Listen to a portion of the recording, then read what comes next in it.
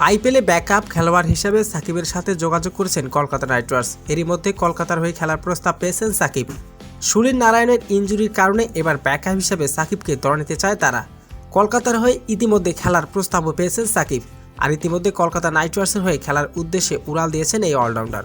দর্শক, ভিডিওটি না টেনে সম্পূর্ণ দেখার অনুরোধ রইল। এবারের আইপিএলে দল পায়নি বাংলাদেশের কোনো ক্রিকেটার। সাকিব আল হাসানের নাম ড্রাফটে তুলানো হলে তাকে নিতে কোনো আগ্রহ দেখায়নি ফ্র্যাঞ্চাইজি দলগুলো। এবারের আইপিএলে অবিকৃত থেকে যান বাংলাদেশের এই অলরাউন্ডার। তবে এরই মধ্যে সাকিবের সাথে যোগাযোগ করেছেন বেশ কয়েকটি ফ্র্যাঞ্চাইজি দল ব্যাকআপ হিসাবে। Royal Challenger Bangalore, Rajasthan Royals, sunrise হায়দ্রাবাদের সঙ্গে আলোচনা করেছেন এই ক্রিকেটার। আইপিএলে অনেক দীর্ঘ টুর্নামেন্টের হওয়ার দলগুলোর ভিতরে এরই মধ্যে লাইন টু লাইন ব্যাকআপ প্রস্তাব রাখছেন। তবে ব্যাকআপ হিসাবে কলকাতা নাইট রাইডার্সের সুনীল নারায়ণের ইনজুরির কারণে এবার কপাল খুলে গেছে বাংলাদেশের অলরাউন্ডার সাকিব আল হাসানের। পুরো সিজনের জন্য এবার সেটকে গেছেন সুনীল নারায়ণ। তার ব্যাকআপ হিসাবে এবার দলে ফিরেছে বাংলাদেশের অলরাউন্ডার সাকিব আল হাসানকে। কলকাতা নাইট রাইডার্সের হয়ে ইতিমধ্যে খেলার উদ্দেশ্যে উড়াল দিয়েছেন তিনি।